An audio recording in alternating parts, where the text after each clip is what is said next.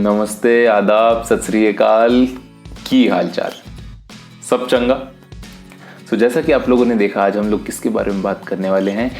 Don't follow toppers blindly. Significance है इस word का, ब्लाइंडली का क्या सिग्निफिकेंस है अभी समझाता हूँ 2 मिनट में। बट ये लाइन सुनते ही बच्चा बोलेगा कि यार अगर टॉपर्स को फॉलो नहीं करेंगे तो किसको फॉलो करेंगे? समझते हैं इसको, 2 मिनट में सारी चीजें क्लियर हो जाएगी। इस चीज को क्लियर करने के लिए मैं आपको क्या देता हूँ, एक छोटा सा एग्जांपल देता हूँ। ये समझ के चलो, ये एक टॉपर बच्चा है, ये कौन है? एक एवरेज बच्चा है, ठीक है। अब इस टॉपर बच्चे ने बोला यार अगर मुझे मैथ्स का कोई भी चैप्टर प्रिपेयर करना है, जैसे फॉर एग्जांपल लेते हैं हम पॉलिनोमियल्स चैप्टर। अगर पॉलिनोमियल्स चैप्टर इस टॉपर बच्चे को प्रिपेयर करना है तो ये कैसे प्रिपेयर करता है? उसको ध्यान से सुनना। एक बार चैप्टर पढ़ा, उसके बाद क्या करता है? उसका ये एनसीईआरटी टेक्स्ट बुक सॉल्व करता है, देन एनसीईआरटी एग्जाम्पलर सॉल्व करता है, देन आरडी शर्मा की कुछ क्वेश्चंस प्रैक्टिस करता है। तो ये इस टॉपर बंदे ने बोला कि यार मैं ये 3 बुक्स फॉलो करता हूँ किसी भी मैथ्स के चैप्टर को सुपर सॉलिड प्रिपेयर करने के लिए, ठीक है। अब सेम चीज किसने सुन ली? ये एवरेज बच्चे ने सेम चीज कान लगा करके सुन ली।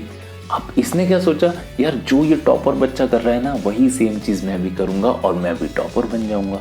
इसके मन में फूटने लगे लड्डू, है ना, कि इसने तो जो सुन लिया कि जो टॉपर ने बोला, अब ये भी वही चीज फॉलो करके इसी की तरह बन जाएगा। तो अब देखो इसके साथ चैलेंजेस क्या क्या आने वाले हैं, ठीक है। अब क्या हुआ कि मान के चलते हैं अपन, इसने भी सेम स्ट्रेटेजी बना ली कि यार मैं भी पहले एनसीईआरटी सॉल्व करूंगा, then NCERT exemplar, then RD Sharma.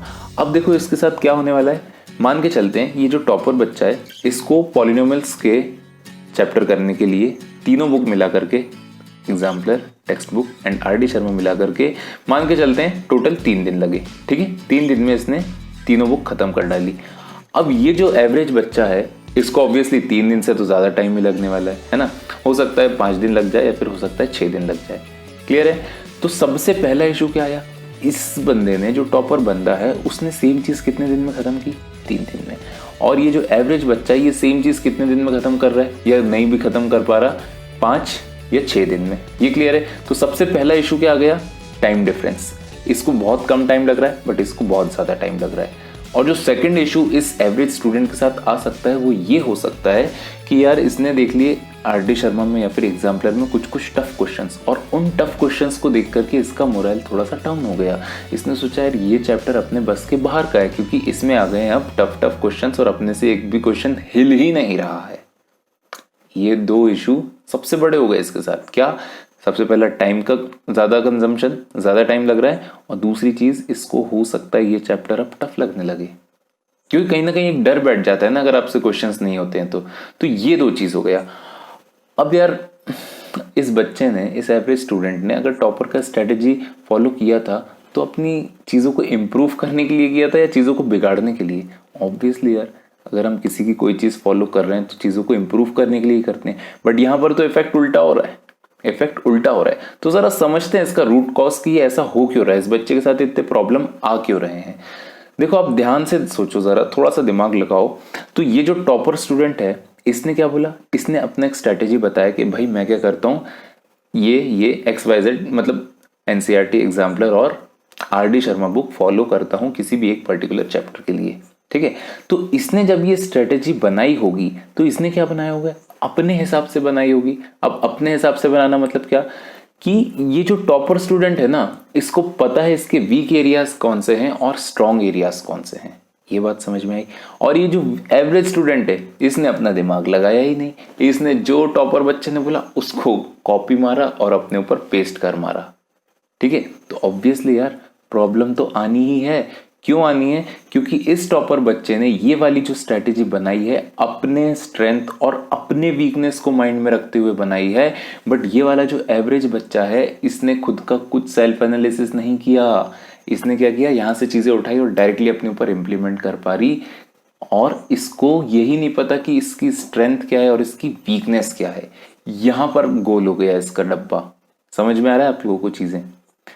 कहां इसको मेजर इशू आ गया? इसके पास अपनी पूरी स्ट्रेंथ और वीकनेस का आइडिया था, बट इसके पास जीरो नॉलेज है अपनी स्ट्रेंथ और वीकनेस के लिए। ये सिर्फ और सिर्फ ब्लाइंडली सुनते हुए इस चीज को फॉलो कर रहा है। ये बात समझ में आ रही है? तो तो ये आता है सबसे बड़ा इशू एक ब्लाइंडली फॉलो करने में, क्योंकि कोई भी स्ट्रेटेजी अगर कोई बताता है टॉपर तो वो अपने हिसाब से बताता है। तो आपको पहले अपनी स्ट्रेंथ और अपनी वीकनेस पता होना चाहिए, उसके बाद आपको सोचना है कि हाँ भाई ये पर्टिकुलर स्ट्रेटेजी मेरे काम की होगी या नहीं होगी। और अगर नहीं होगी तो देखो क्या क्या चैलेंजेस आ सकते हैं। मैंने आपको बताया टाइम ज्यादा लगता है ना।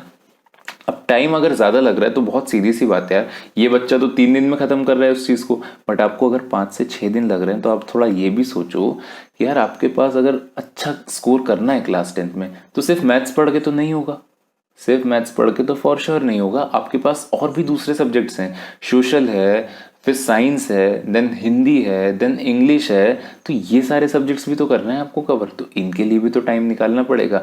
अब अगर मैथ्स के एक एक चैप्टर में इतना इतना ज्यादा टाइम जाने लगेगा तो फिर बाकी सब्जेक्ट्स का क्या, कौन पढ़ेगा, है ना।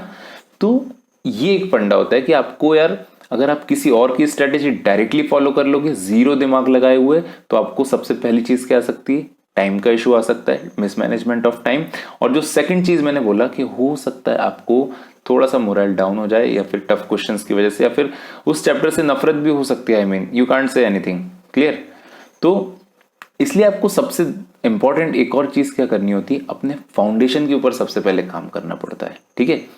अब सीधी सी बात है यार, अगर ये जो टॉपर बच्चा है ये किसी चीज को जल्दी कर पा रहा है तो क्या रीजन है, क्यों जल्दी कर पा रहा है, क्योंकि यार इसका फाउंडेशन काफी स्ट्रांग है, इसको वो सारी बेसिक चीजें बहुत अच्छे से क्रिस्टल क्लियर हैं। इसलिए ये जब एग्जाम्पलर कर रहा है या फिर आर डी शर्मा कर रहा है तो उसमें अटक नहीं रहा, इसको चीजें बिल्कुल चमक रही हैं, बिल्कुल समझ में आ रहा है ओके करना क्या है। बट यहाँ पर एवरेज बच्चे को इतना टाइम क्यों लग रहा है, क्योंकि इसका फाउंडेशन ही शेकी है, इसका फाउंडेशन ही शेकी है। तो इसकी वजह से इसको क्या लग रहा है, आर डी शर्मा में और एग्जाम्पलर को सॉल्व करने में टाइम लग रहा है। ये समझ में आ रहा है। तो पूरी की पूरी इस कहानी का क्रक्स ये है कि आपको जो एक एवरेज स्टूडेंट है उसको ब्लाइंडली फॉलो नहीं करना चाहिए टॉपर्स की स्ट्रेटेजी।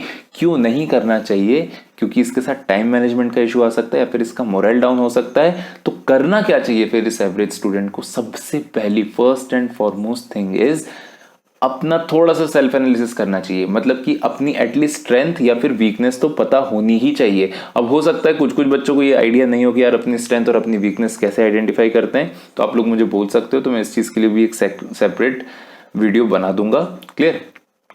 और सबसे पहली चीज क्या करना है, खुद को आइडेंटिफाई करो, मतलब स्ट्रेंथ एंड वीकनेस आइडेंटिफाई करो। देन जो सबसे इंपॉर्टेंट चीज आती है वो क्या आती है, अपना फाउंडेशन स्ट्रॉन्ग करो, ठीक है।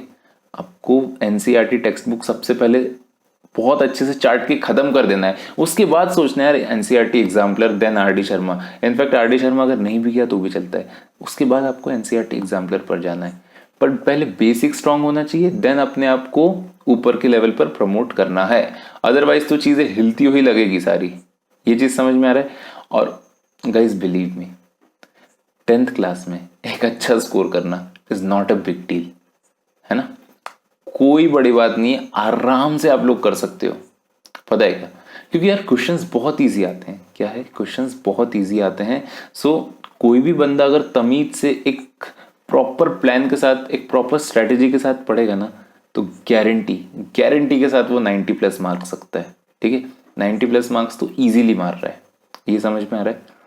और पता है क्या, अगर 10th क्लास में आप लोगों को बहुत अच्छा स्कोर करना है ना, तो आप लोगों को उसमें होशियार होने की जरूरत नहीं है।